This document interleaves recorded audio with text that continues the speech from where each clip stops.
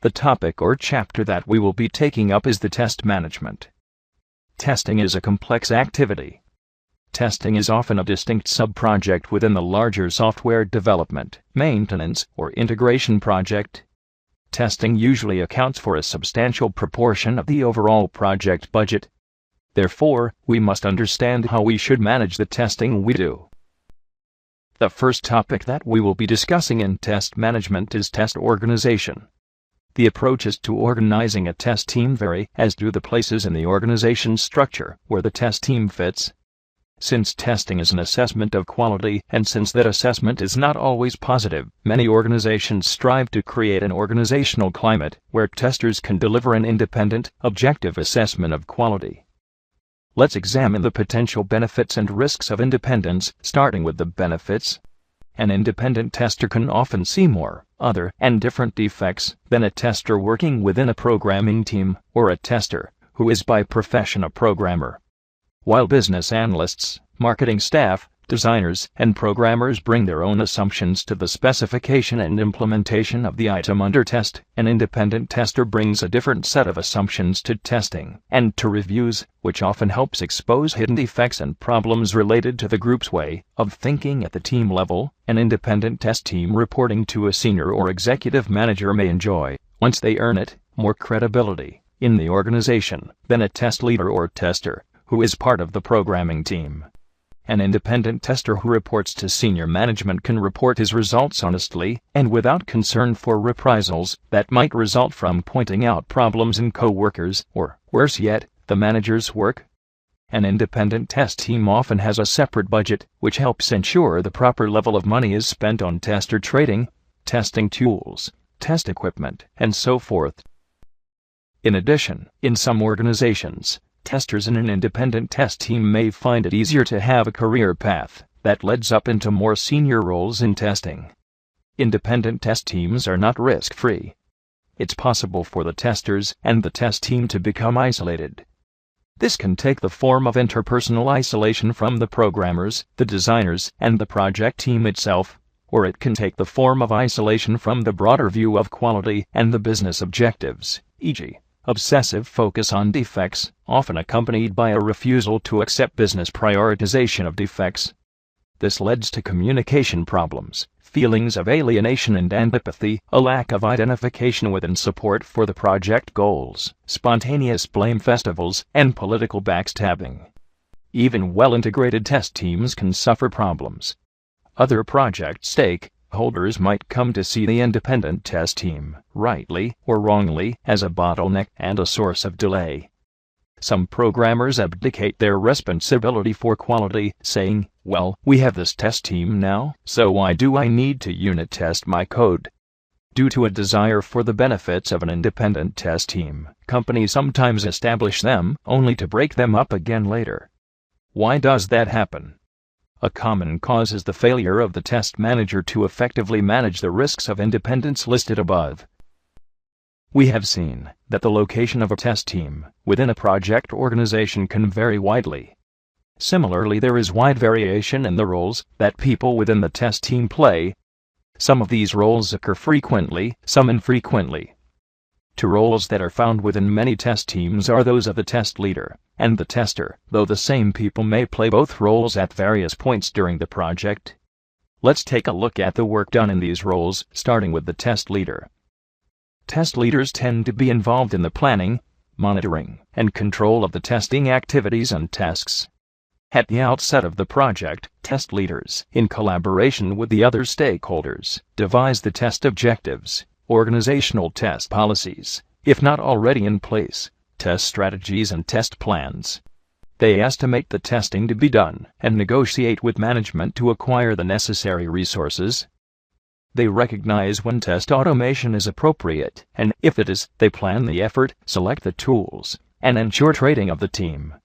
They may consult with other groups, e.g., programmers, to help them with their testing. They lead, guide, and monitor the analysis, design, implementation, and execution of the test cases, test procedures, and test suites. They ensure proper configuration management of the testware produced and traceability of the tests to the test basis. As test execution comes near, they make sure the test environment is put into place before test execution and managed during test execution. They schedule the tests for execution, and then they monitor, measure, control, and report on the test progress, the product quality status, and the test results, adapting the test plan and compensating as needed to adjust to evolving conditions. During test execution and as the project winds down, they write summary reports on test status. Sometimes test leaders wear different titles, such as test manager or test coordinator. Alternatively, the test leader role may wind up assigned to a project manager, a development manager, or a quality assurance manager. Whoever is playing the role, expect them to plan, monitor, and control the testing work. As with test leaders, projects should include testers at the outset, though it is often the case that project doesn't need a full complement of testers until the test execution period. In the planning and preparation phases of the testing, testers should review and contribute to test plans as well as analyzing, reviewing, and assessing requirements and design specifications. They may be involved in, or even be the primary people identifying test conditions and creating test designs, test cases, test procedure specifications, and test data, and may automate or help to automate the tests. They often set up the test environments or assist system administration and network management staff in doing so. As test execution begins, the number of testers often increases, starting with the work required to implement tests in the test environment. They may play such a role on all test levels, even those not under the direct control of the test group, e.g., they might implement unit tests which were designed by programmers. Testers execute and log the tests, evaluate the results, and document problems found. They monitor the testing in the test environment, often using tools for this task, and often gather performance metrics.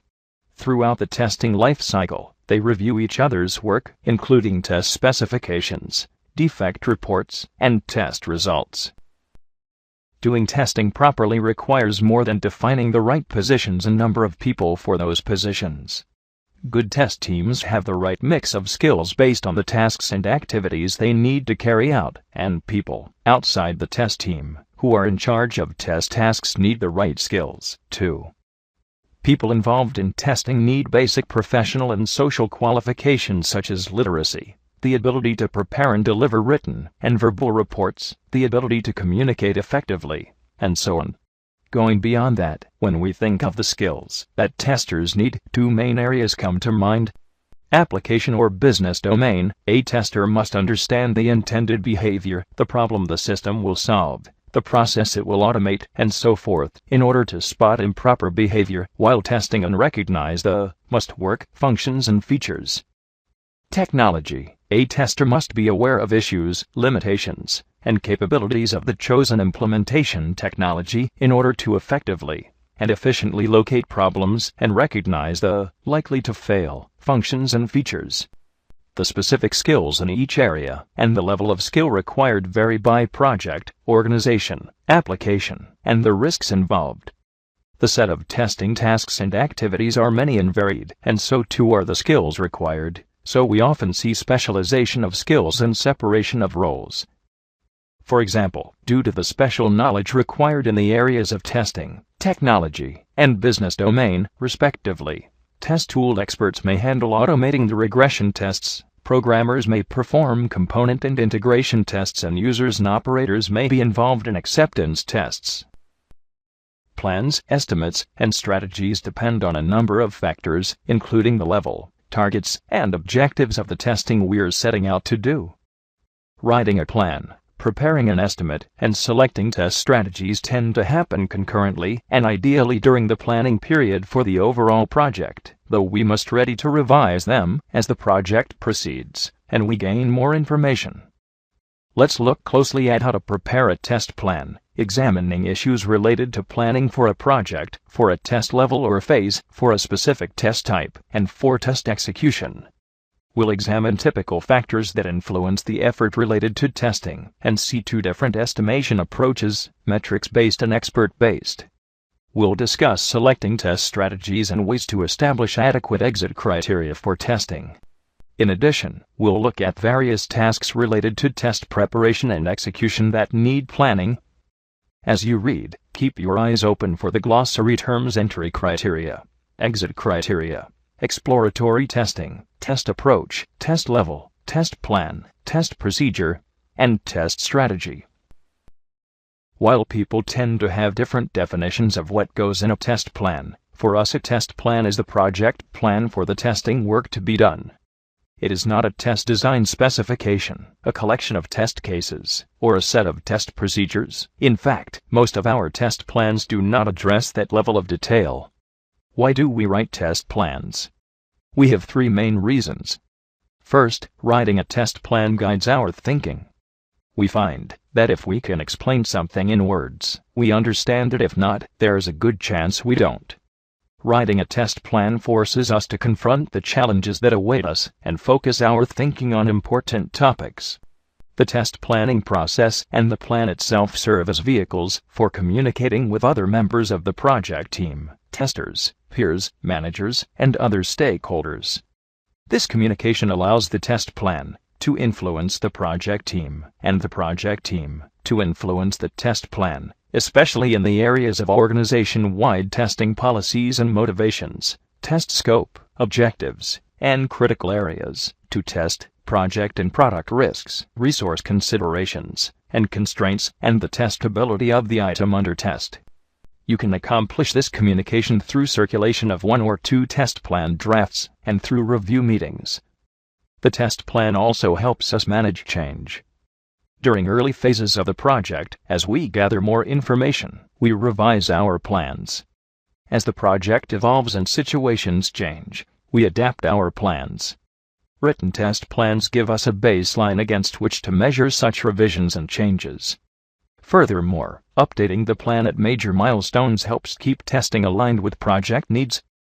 As we run the tests, we make final adjustments to our plans based on the results.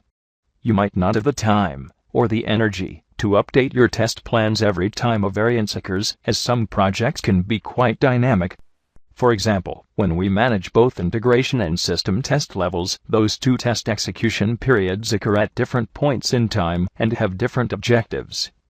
For some systems projects, a hardware test plan and a software test plan will address different techniques and tools as well as different audiences. However, since there might be overlap between these test plans, a master test plan that addresses the common elements can reduce the amount of redundant documentation. The common elements that we have in our test plan are 1. Test plan identifier. This is unique at or name of the test plan document. 2. Introduction. The sections will contain a brief introduction for the document. 3. Test items. This section will explain, in brief, the applications or items under test. 4. Features to be tested. This section will list the features of the application that need to be tested. 5. Features not to be tested. This section will list the features that are out of scope for testing. 6. Approach. This section will list our approach to testing, the test design techniques that we are going to use and how we are going to execute those test cases. 7. Items pass/fail criteria. 8. Suspension and resumption criteria. Suspension criteria is the condition where we can say that we have to stop our testing for some time. Resumption criteria is the condition at which we can say that we can now restart testing of a suspended test cycle. 9. Test deliverable. This section lists any deliverable that we have to deliver during or after our testing is complete. For example, test cases, test exit report 10. Test tasks. This section lists the various test tasks and also the person responsible for them. 11. Environmental needs. This section lists any specific environmental needs that we may have for setting up the test environment. 12. Responsibilities 13. Staffing and training needs. 14. Schedule. 15. Risks and contingencies. This section lists any risks that can impact our testing and a mitigation plan for these risks. 16. Approvals. Let's look at some of the planning tasks you need to carry out. At a high level, you need to consider the purpose served by the testing work. In terms of the specific project, understanding the purpose of testing means knowing the answers to questions such as, what is in scope, and what is out of scope for this testing effort? What are the test objectives? What are the important project and product risks?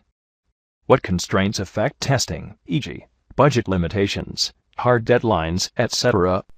What is most critical for this product and project? Which aspects of the product are more or less testable? What should be the overall test execution schedule, and how should we decide the order in which to run specific tests? You should then select strategies which are appropriate to the purpose of testing. In addition, you need to decide how to split the testing work into various levels, e.g., component, integration, system, and acceptance. If that decision has already been made, you need to decide how to best fit your testing work in the level you are responsible for with the testing work done in those other test levels. During the analysis and design of tests, you'll want to reduce gaps and overlap between levels, and during test execution, you'll want to coordinate between the levels. Such details dealing with inter-level coordination are often addressed in the master test plan. In addition to integrating and coordinating between test levels, you should also plan to integrate and coordinate all the testing work to be done with the rest of the project. For example, what items must be acquired for the testing?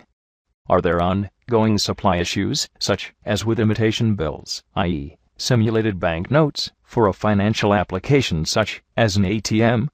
When will the programmers complete work on the system under test? What operations support is required for the test environment? What kind of information must be delivered to the maintenance team at the end of testing?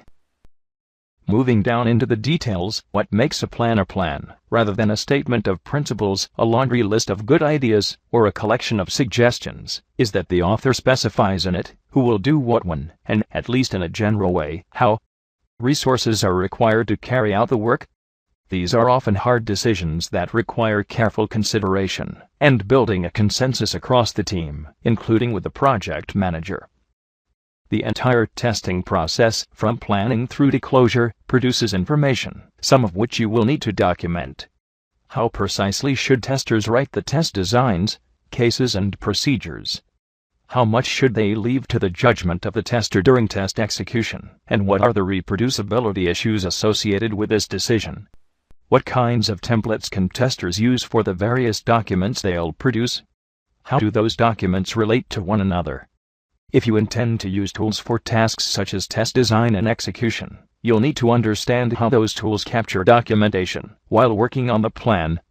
Some information you'll need to gather in the form of raw data, and then distill. What metrics do you intend to use to monitor, control, and manage the testing?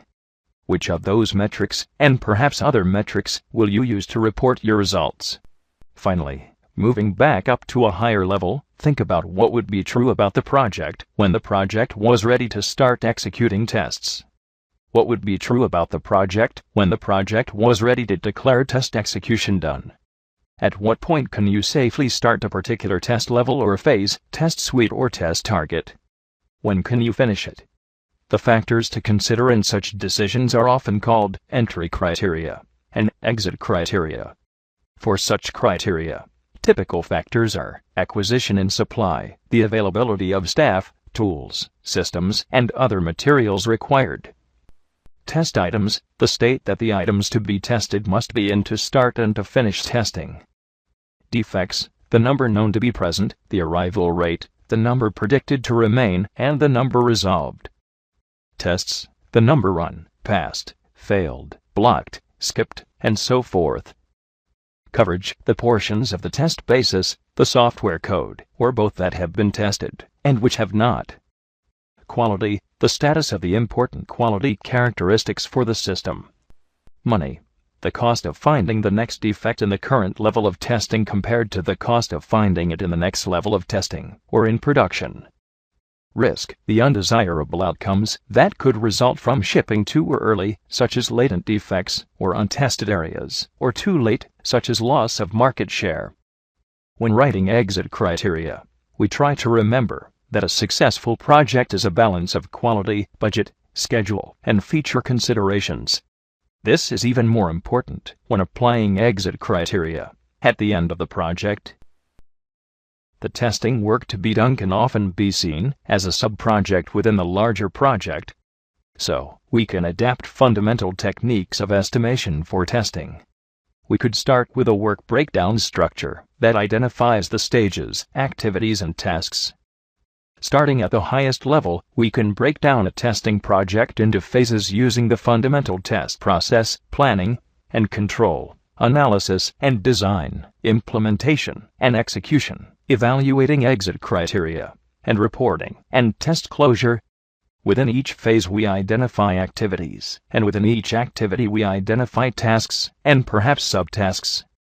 To identify the activities and tasks, we work both forward and backward. When we say we work forward, we mean that we start with the planning activities, and then move forward in time step by step, asking, "Now, what comes next?"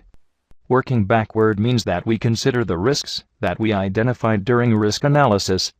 For those risks which you intend to address through testing, ask yourself, so, what activities and tasks are required in each stage to carry out this testing? Let's look at an example of how you might work backward. Suppose that you've identified performance as a major area of risk for your product. So, performance testing is an activity in the test execution phase. You now estimate the tasks involved with running a performance test, how long those tasks will take, and how many times you'll need to run the performance tests. Now, those tests didn't just appear out of thin air, someone had to develop them. So, performance test development entails activities in test analysis, design, and implementation. You now estimate the tasks involved in developing a performance test, such as writing test scripts and creating test data. Typically, performance tests need to be run in a special test environment that is designed to look like the production or field environment, at least in those ways which would affect response time and resource utilization, and performance tests need special tools to generate load and check response. So, performance test environment acquisition and configuration is an activity in the test implementation phase. You now estimate tasks involved in acquiring and configuring such a test environment, such as simulating performance based on the production environment design, to look for potential bottlenecks, getting the right hardware, software, and tools, and setting up hardware, software, and tools. Not everyone knows how to use performance testing tools or to design performance tests. So, performance testing training or staffing is an activity in the test planning phase. Depending on the approach you intend to take, you now estimate the time required to identify and hire a performance test professional, or to train one or more people in your organization to do the job. Finally, in many cases a detailed test plan is written for performance testing due to its differences from other test types. So, performance testing planning is an activity in the test planning phase. You now estimate the time required to draft, review, and finalize a performance test plan. When you are creating your work breakdown structure, remember that you will want to use it for both estimation at the beginning and monitoring and control as the project continues. To ensure accuracy of the estimate and precise control, make sure that you subdivide the work finely enough. This means that tasks should be short in duration, say 1 to 3 days. If they are much longer, say 2 weeks, then you run the risk that long and complex subtasks are hiding within the larger task only to be discovered later. This can lead to nasty surprises during the project. There are 2 techniques for estimation. One involves consulting the people who will do the work and other people with expertise on the tasks to be done. The other involves analyzing metrics from past projects and from industry data. Let's look at each in turn. Asking the individual contributors and experts involves working with experienced staff members to develop a work breakdown structure for the project. With that done, you work together to understand, for each task, the effort, duration, dependencies, and resource requirements. Using a tool such as Microsoft Project or a whiteboard and sticky notes, you and the team can then predict the testing end date and major milestones. This technique is often called bottom-up Estimation, because you start at the lowest level of the hierarchical breakdown in the work, break down structure, the task, and let the duration, effort, dependencies, and resources for each task add up across all the tasks. Analyzing metrics can be as simple or as sophisticated as you make it. The simplest approach is to ask, how many testers do we typically have per developer on a project? A somewhat more reliable approach involves classifying the project in terms of size, small, medium or large, and complexity, simple, moderate or complex, and then seeing on average how long projects of a particular size and complexity combination have taken in the past. Another simple and reliable approach we have used is to look at the average effort per test case in similar past projects, and to use the estimated number of test cases to estimate the total effort.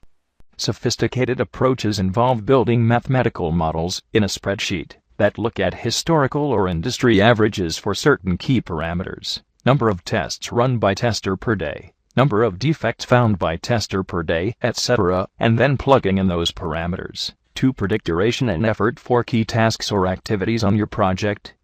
The tester-to-developer ratio is an example of a top-down estimation technique, in that the entire estimate is derived at the project level, while the parametric technique is bottom-up, at least when it is used to estimate individual tasks or activities. Testing is a complex endeavor on many projects, and a variety of factors can influence it when creating test plans and estimating the testing effort and schedule. You must keep these factors in mind, or your plans and estimates will deceive you at the beginning of the project and betray you at the middle or end. The test strategies or approaches you pick will have a major influence on the testing effort. Product factors start with the presence of sufficient project documentation so that the testers can figure out what the system is, how it is supposed to work, and what correct behavior looks like. In other words, adequate and high-quality information about the test basis will help us do a better, more efficient job of defining the tests. The importance of non-functional quality characteristics such as usability, reliability, security, performance, and so forth also influences the testing effort. These test targets can be expensive and time-consuming. Complexity is another major product factor. Examples of complexity considerations include the difficulty of comprehending and correctly handling the problem the system is being built to solve, e.g., avionics and oil exploration software, the use of innovative technologies, especially those long on hyperbole and short on proven track records, the need for intricate and perhaps multiple test configurations, especially when these rely on the timely arrival of scarce software, hardware, and other supplies, the prevalence of stringent security rules, strictly regimented processes, or other regulations, the geographical distribution of the team, especially if the team crosses time zones, as many outsourcing efforts do. The choice of test approaches or strategies is one powerful factor in the success of the test effort and the accuracy of the test plans and estimates. This factor is under the control of the testers and test leaders. Of course, having choices also means that you can make mistakes, so we'll talk about how to pick the right test strategies in a minute. First, though, let's survey the major types of test strategies that are commonly found. Analytical. For example, the risk-based strategy involves performing a risk analysis using project documents and stakeholder input, then planning, estimating, designing, and prioritizing the tests based on risk. Another analytical test strategy is the requirements-based strategy, where an analysis of the requirement specification forms the basis for planning, estimating, and designing tests. Analytical test strategies have in common the use of some formal or informal analytical technique, usually during the requirements and design stages of the project. Model-based, for example, you can build mathematical models for loading and response for e-commerce servers, and test based on that model. If the behavior of the system under test conforms to that predicted by the model, the system is deemed to be working. Model-based test strategies have in common the creation or selection of some formal or informal model for critical system behaviors, usually during the requirements and design stages of the project.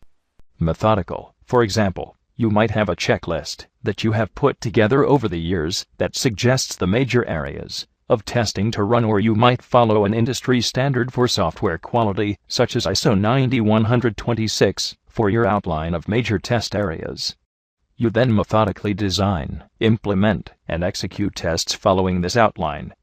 Methodical test strategies have in common the adherence to a pre-planned, systematized approach that has been developed in-house, assembled from various concepts developed in-house, and gathered from outside, or adapted significantly from outside ideas, and may have an early or late point of involvement for testing.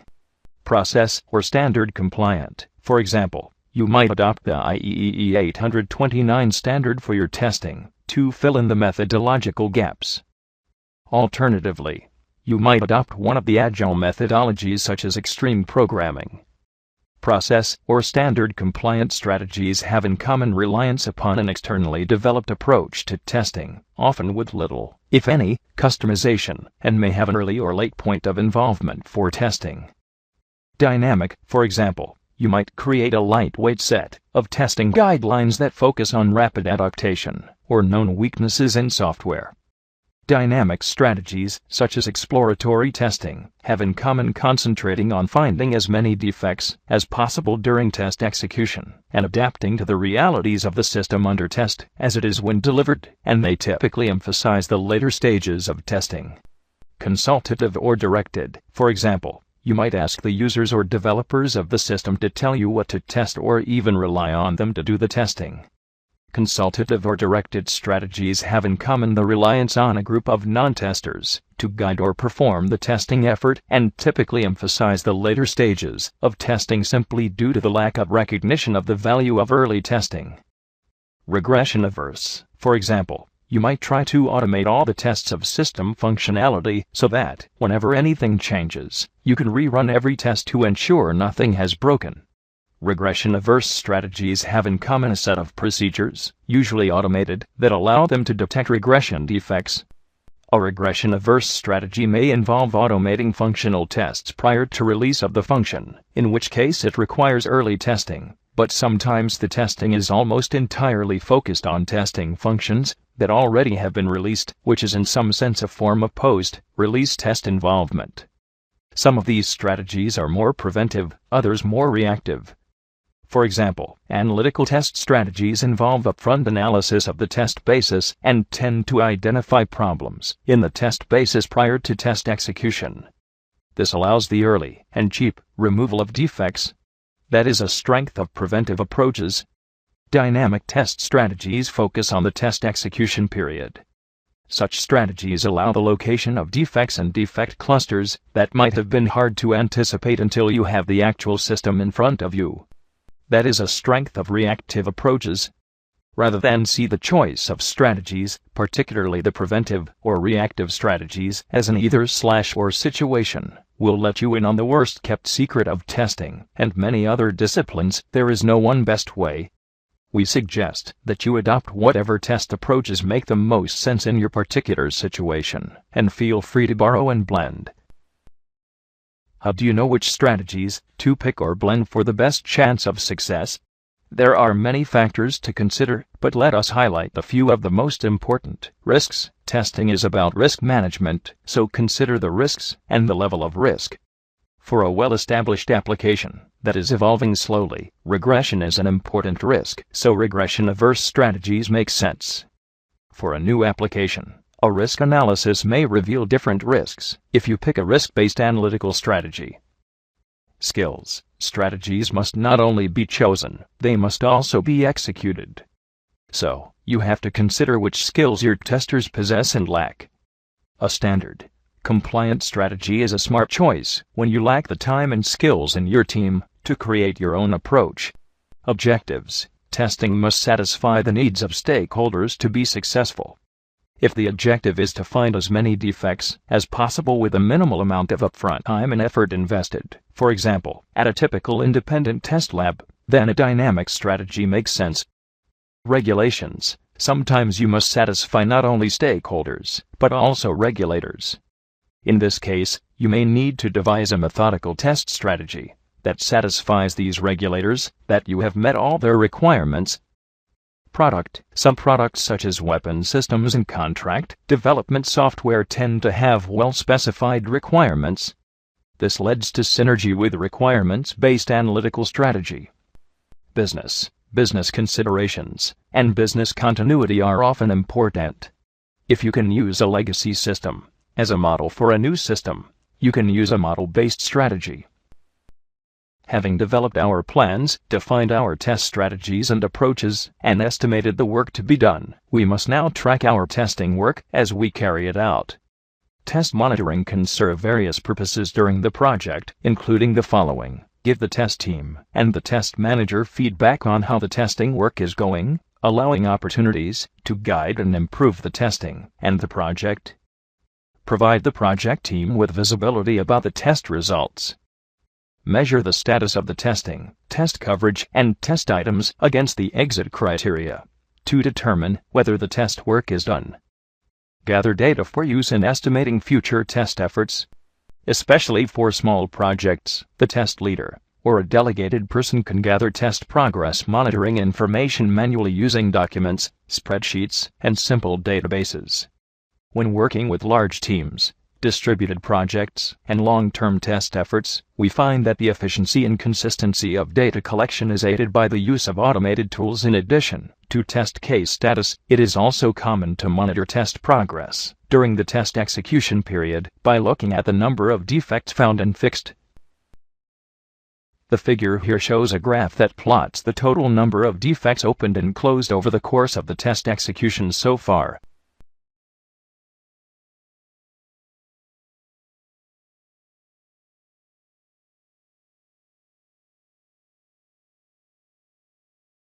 It also shows the planned test period end date and the planned number of defects that will be found. Ideally, as the project approaches the planned end date, the total number of defects opened will settle in at the predicted number, and the total number of defects closed will converge with the total number opened. These two outcomes tell us that we have found enough defects to feel comfortable that we are done testing, that we have no reason to think many more defects are lurking in the product, and that all known defects have been resolved. Other common metrics for test progress monitoring include the extent of completion of test environment preparation, the extent of test coverage achieved, measured against requirements, risks, code, configurations, or other areas of interest, the status of the testing, including analysis, design, and implementation, compared to various test milestones, the economics of testing, such as the costs and benefits of continuing test execution in terms of finding the next defect or running the next test. Test progress monitoring is about gathering detailed test data. Reporting test status is about effectively communicating our findings to other project stakeholders. As with test progress monitoring, in practice there is wide variability observed in how people report test status, with the variations driven by the preferences of the testers and stakeholders, the needs and goals of the project, regulatory regardless of the specific metrics, charts, and reports used. Test status reporting is about helping project stakeholders understand the results of a test period, especially as it relates to key project goals and whether or when exit criteria were satisfied. In addition to notifying project stakeholders about test results, test status reporting is often about enlightening and influencing them. This involves analyzing the information and metrics available to support conclusions, recommendations, and decisions about how to guide the project forward, or to take other actions. For example, we might estimate the number of defects remaining to be discovered, present the costs and benefits of delaying a release date to allow for further testing, assess the remaining product and project risks, and offer an opinion on the confidence the stakeholders should have in the quality of the system under test. You should think about test status reporting during the test planning and preparation periods, since you will often need to collect specific metrics during and at the end of a test period to generate the test status reports in an effective and efficient fashion. The specific data you'll want to gather will depend on your specific reports, but common considerations include the following. How will you assess the adequacy of the test objectives for a given test level and whether those objectives were achieved? How will you assess the adequacy of the test approaches taken and whether they support the achievement of the project's testing goals? How will you assess the effectiveness of the testing with respect to these objectives and approaches? Configuration management is a topic that often perplexes new practitioners, but if you ever have the bad luck To work as a tester on a project where this critical activity is handled poorly, you'll never forget how important it is. Briefly put, configuration management is in part about determining clearly what the items are that make up the software or system. These items include source code, test scripts, third-party software, hardware, data, and both development and test documentation. Configuration management is also about making sure that these items are managed carefully, thoroughly, and attentively throughout the entire project and product life cycle.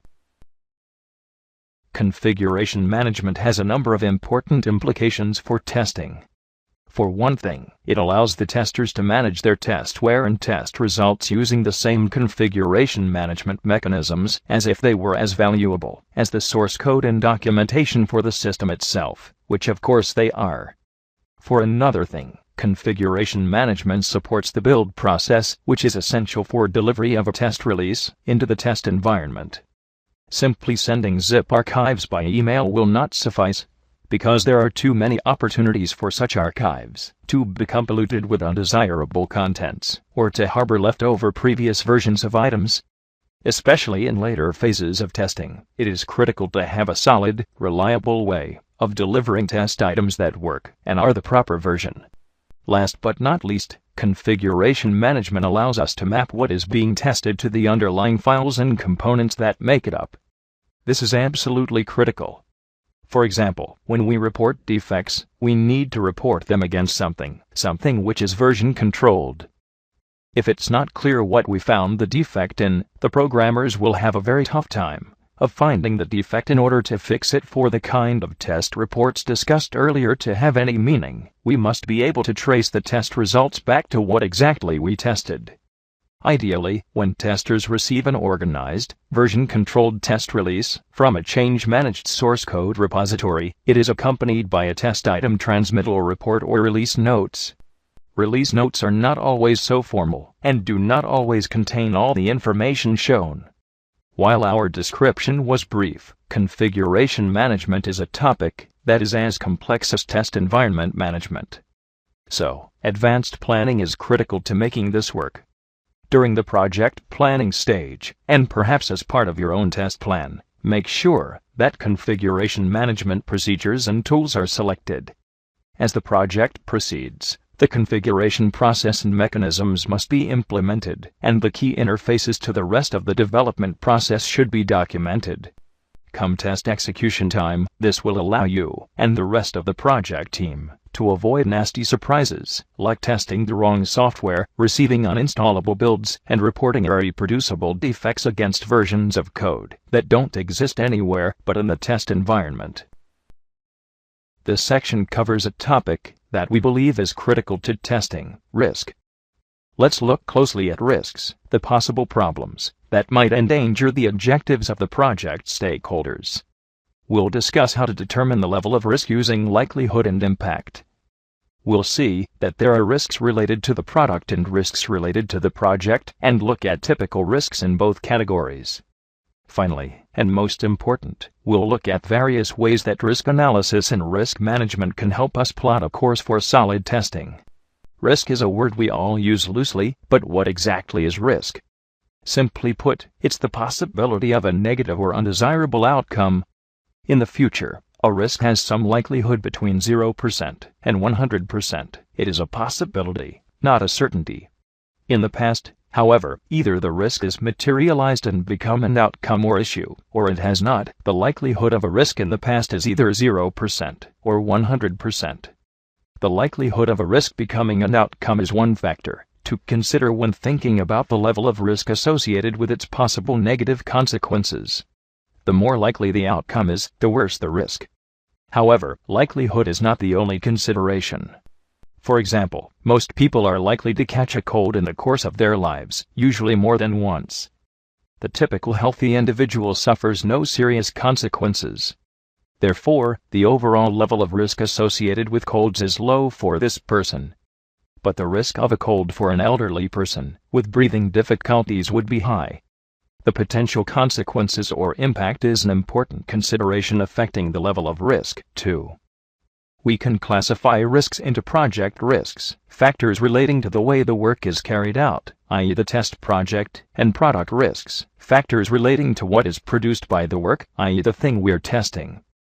We will look at product risks first. You can think of a product risk as the possibility that the system or software might fail to satisfy some reasonable customer, user, or stakeholder expectation. Some authors refer to product risks as quality risks, as they are risks to the quality of the product. Unsatisfactory software might omit some key function that the customers specified, the users required, or the stakeholders were promised. Unsatisfactory software might be unreliable and frequently fail to behave normally.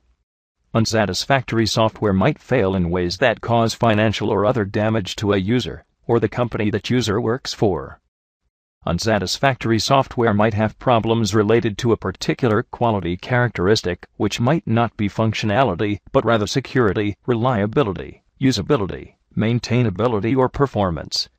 Risk-based testing is the idea that we can organize our testing efforts in a way that reduces the residual level of product risk when the system ships. Risk-based testing uses risk to prioritize and emphasize the appropriate tests during test execution, but it's about more than that. Risk-based testing starts early in the project, identifying risks to system quality and using that knowledge of risk to guide testing planning, specification, preparation, and execution. Risk-based testing involves both mitigation testing to provide opportunities to reduce the likelihood of defects, especially high-impact defects, and contingency testing to identify workarounds to make the defects that do get past us less painful. Risk-based testing also involves measuring how well we are doing at finding and removing defects in critical areas. Risk-based testing can also involve using risk analysis to identify proactive opportunities to remove or prevent defects through non-testing activities, and to help us select which test activities to perform. Mature test organizations use testing to reduce the risk associated with delivering the software to an acceptable level. Risk-based testing starts with product risk analysis. One technique for risk analysis is a close reading of the requirement specification, design specifications, user documentation, and other items. Another technique is brainstorming with many of the project stakeholders. Another is a sequence of one-on-one or small group sessions with the business and technology experts in the company. You could consider risks in the areas of functionality, localization, usability, reliability, performance, and supportability. You might have a checklist of typical or past risks that should be considered. You might also want to review the tests that failed and the bugs that you found in a previous release or a similar product. These lists and reflections serve to jog the memory, forcing you to think about risks of particular kinds, as well as helping you structure the documentation of the product risks. When we talk about specific risks, we mean a particular kind of defect or failure that might occur. For example, if you were testing the calculator utility that is bundled with Microsoft Windows, you might identify incorrect calculation as a specific risk within the category of functionality. However, this is too broad. Consider incorrect addition. This is a high-impact kind of defect, as everyone who uses the calculator will see it is unlikely, since addition is not a complex algorithm. Contrast that with an incorrect sign calculation.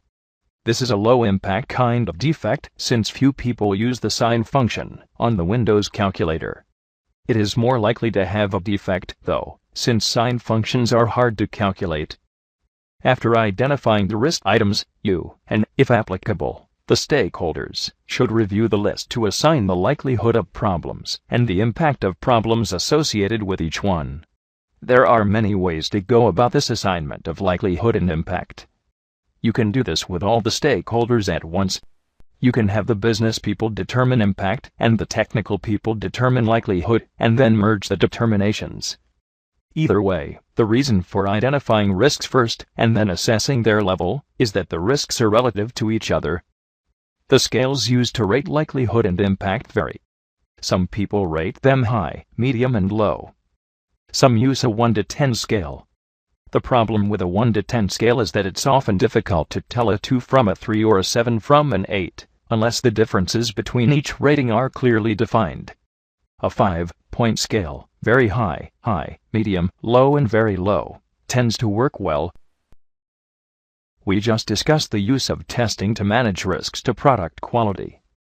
However, testing is an activity like the rest of the project, and thus it is subject to risks that endanger the project.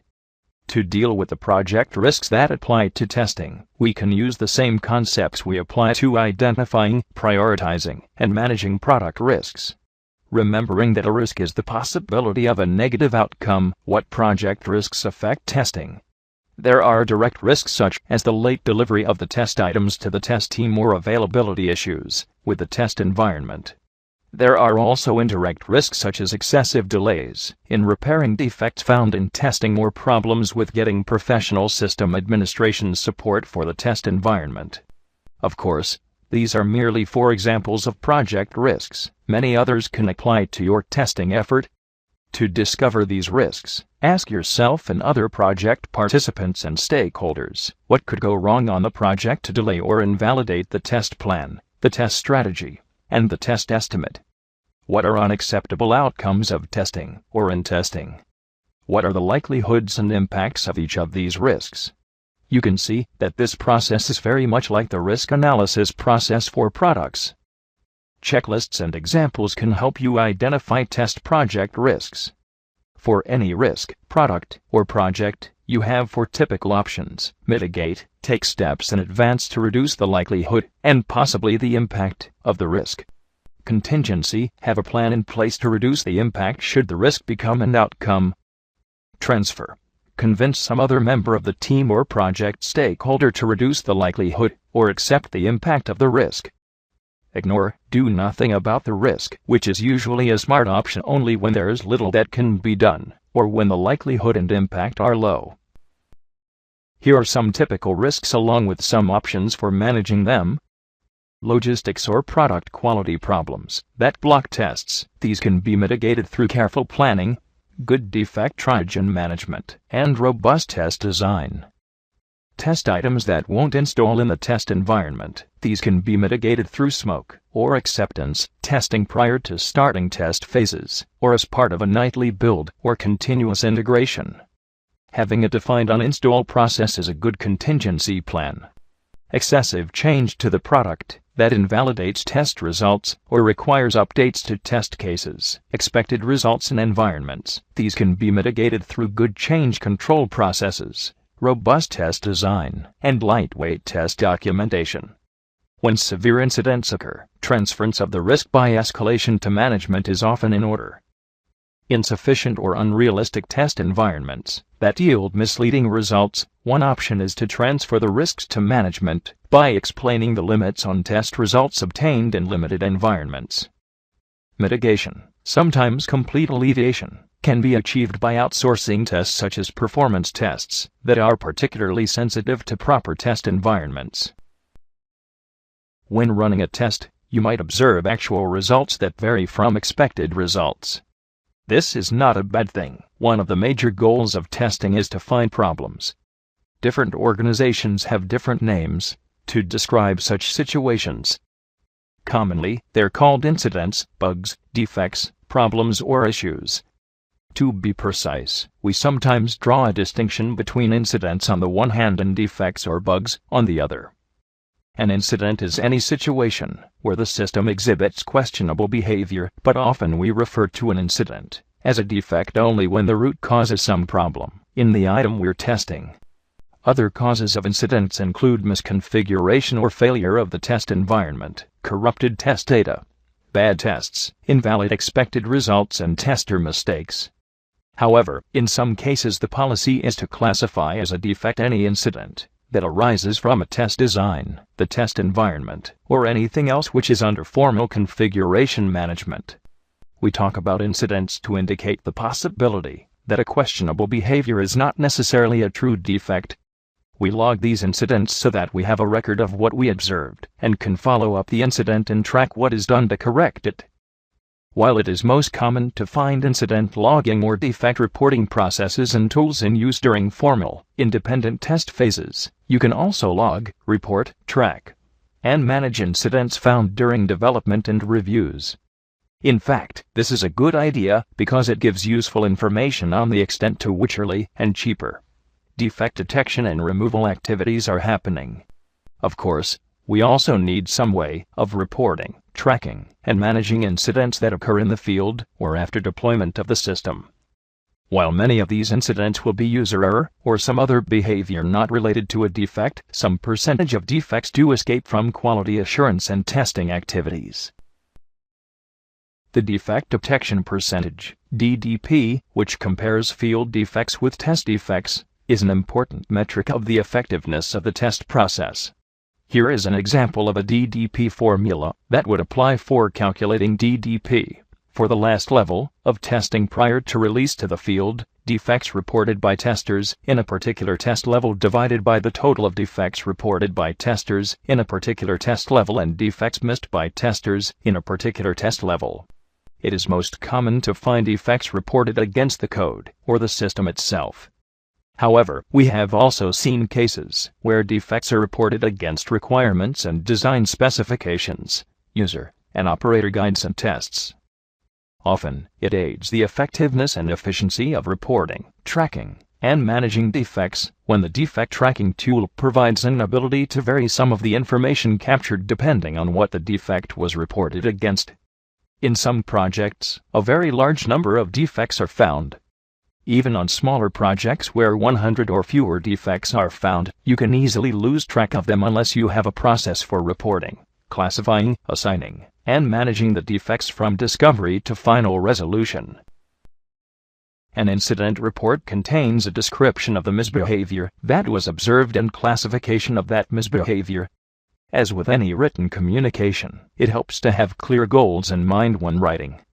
One common goal for such reports is to provide programmers, managers, and others with detailed information about the behavior observed and the defect. Another is to support the analysis of trends in aggregate defect data, either for understanding more about a particular set of problems or tests, or for understanding and reporting the overall level of system quality. Finally, defect reports, when analyzed over a project, and even across projects, give information that can lead to development and test process improvements. When writing an incident, it helps to have the readers in mind, too. The programmers need the information in the report to find and fix the defects. Before that happens, though, managers should review and prioritize the defects so that scarce testing and developer resources are spent fixing and confirmation testing the most important defects. Since some defects may be deferred, perhaps to be fixed later, or perhaps, ultimately, not to be fixed at all, we should include workarounds and other helpful information for help desk or technical support teams. Finally, testers often need to know what their colleagues are finding so that they can watch for similar behavior elsewhere and avoid trying to run tests that will be blocked. A good incident report is a technical document. In addition to being clear for its goals and audience, any good report grows out of a careful approach to researching and writing the report. We have some rules of thumb that can help you write a better incident report. First, use a careful, attentive approach to running your tests.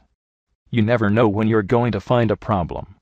If you're pounding on the keyboard while gossiping with office mates or daydreaming about a movie you just saw, you might not notice strange behaviors. Even if you see the incident, how much do you really know about it? As we mentioned earlier, incident reports are managed through a life cycle from discovery to resolution. While your defect tracking system may use a different life cycle, let's take this one as an example to illustrate how an incident report life cycle might work.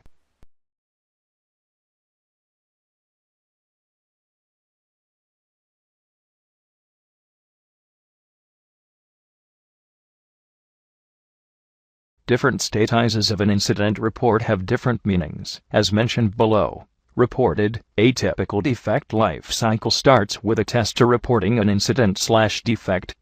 Rejected, if the incident is found to be an invalid incident that does not exist, then the defect is marked as rejected. The rejection may be due to the bad quality of incident reporting, and as such the same defect could be opened after rewriting the incident report. Opened after the incident report is reviewed, the incident is moved to open status assigned. In case an open defect is accepted for fixing, the status could be changed to assigned.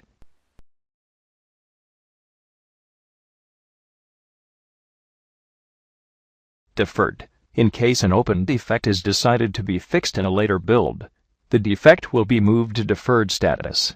Fixed. After the work on an assigned defect is finished, defect status could be changed to fixed.